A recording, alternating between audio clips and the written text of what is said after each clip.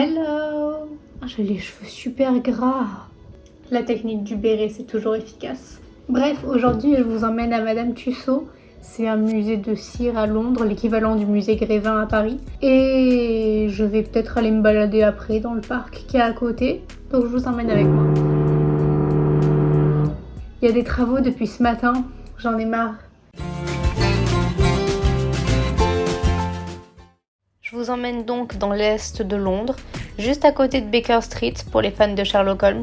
Il y a le musée Sherlock Holmes là-bas, je vous le conseille pas, mais c'est pas le sujet de la vidéo de toute façon. On va à Madame Tussauds aujourd'hui. Comme je l'ai déjà dit, Madame Tussauds c'est l'équivalent du musée Grévin qu'on a à Paris, mais je trouve que le musée Grévin est mieux fait. Il est peut-être un poil plus grand et les mises en scène sont mieux. Mais il y a quand même des choses pas mal à Madame Tussauds, notamment une attraction que j'ai filmée plus tard, vous verrez dans le vlog, mais aussi une partie sur Marvel et une sur Star Wars.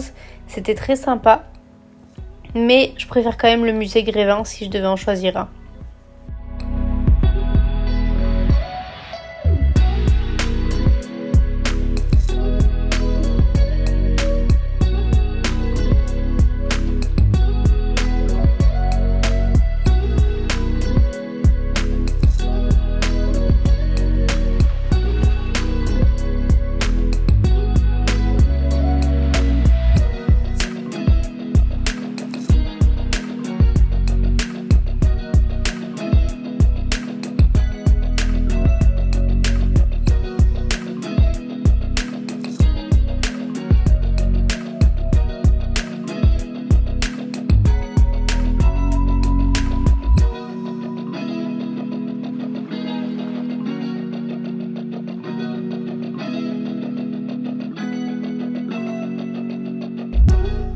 Je tiens aussi à dire que certaines statues de cire de ce musée sont vraiment très moches. On se demande s'ils ont vraiment pris exemple sur la vraie tête des acteurs pour faire ça, parce qu'il y en a, ils sont vraiment dégueulasses. Vous avez par exemple Robert Downey Jr. qui ne ressemble pas à Robert Downey Jr. Je pense que c'était un des pires de ce musée.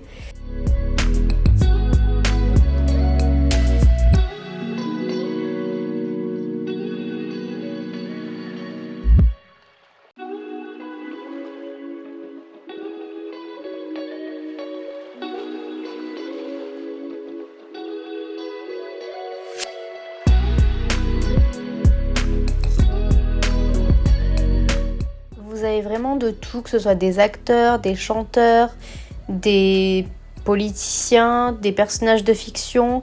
Vous avez même Alfred Hitchcock. Voilà.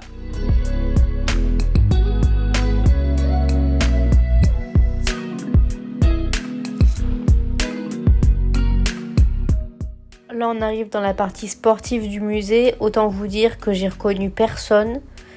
Voilà, ma culture sportive n'est pas vraiment développée, on va pas se mentir.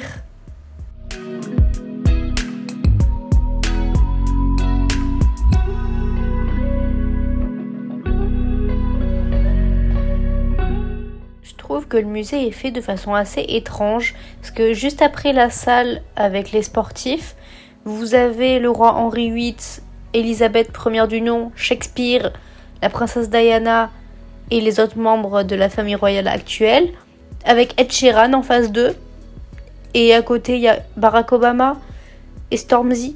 Quel est le rapport ? Je comprends pas trop comment ils ont organisé leur salle.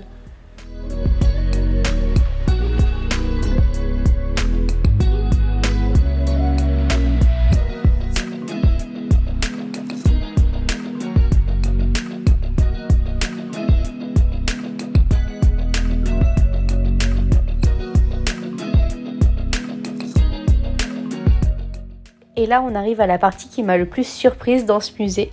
C'est la petite attraction, petite. Ça durait quand même bien 5 bonnes minutes, voire un peu plus.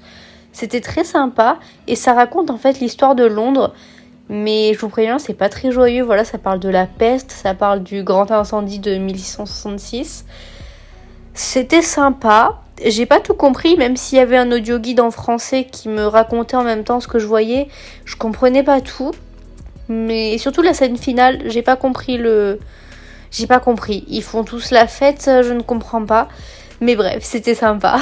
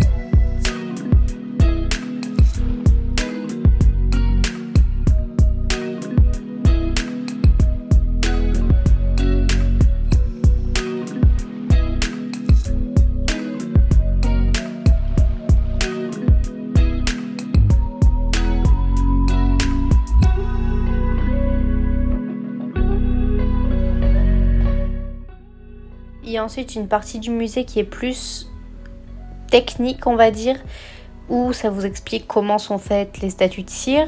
Et vous pouvez également apprendre l'histoire de Madame Tussaud, qui était française, figurez-vous. Et donc, c'est l'heure de la minute histoire. Marie Tussaud, de son nom de naissance Marie Grossholtz, je suis pas sûre de la prononciation, elle est née à Strasbourg. Et à l'âge de 17 ans, elle devient la professeure d'art de la sœur de Louis XVI. Sauf que pendant la Révolution française, quand les rois et reines sont exécutés, elle est emprisonnée et elle attend son exécution. Mais par je ne sais quel moyen, elle arrive à sortir. Je crois que c'est un de ses amis qui pistonne un peu pour qu'elle puisse sortir. C'est un peu bancal cette minute historique, mais c'est pas grave. Et après ça, elle se met à faire des répliques en cire des têtes des gens qui ont été exécutés. Alors c'est très joyeux, je pense, comme métier. Mais voilà, et suite à ça, elle a déménagé, enfin suite à ça, quelques années plus tard, elle a déménagé à Londres où elle a ouvert son musée de cire. Et voilà. On arrive ensuite dans la partie Marvel, qui était toute petite. J'ai été grave déçue, j'avais trop hâte, mais au final, c'était sympa, mais pas plus, quoi. Après, il me semble qu'il y avait des sortes de petits jeux sur des écrans, mais comme j'étais toute seule, j'ai pas joué toute seule, quoi. C'était un peu triste. Et vous avez un sorte de petit spectacle, ça, il faut payer en plus. Et je l'avais pris, parce que moi, je vois écrit Marvel, je donne tout mon argent. C'était... Ouais, c'était... C'était sympa, mais je suis pas sûre que ça vaille le coup... Voilà, c'était un petit spectacle en animation avec les sièges qui bougent, tout ça. Rien d'incroyable. Et pour finir, on arrive dans la partie que j'ai préférée, la partie Star Wars. Je suis plus Marvel que Star Wars, mais là, j'ai adoré parce que c'est vraiment des scènes des films qu'ils ont reproduits. C'est pas juste deux statues comme ça en plein milieu. Alors même si Han Solo était vraiment ignoble, c'était vraiment très joli, très bien fait et j'ai beaucoup aimé.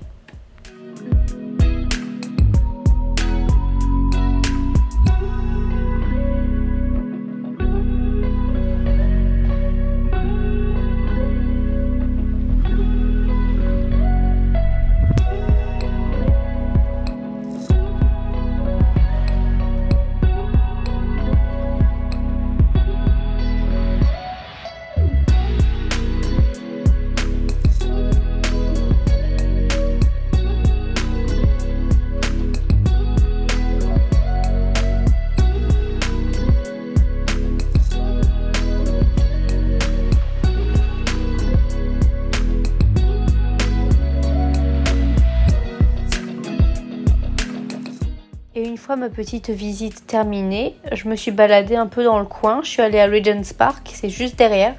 C'est super joli et il faisait beau, alors autant en profiter vu que ça arrive pas souvent ici. C'était vraiment très très cool.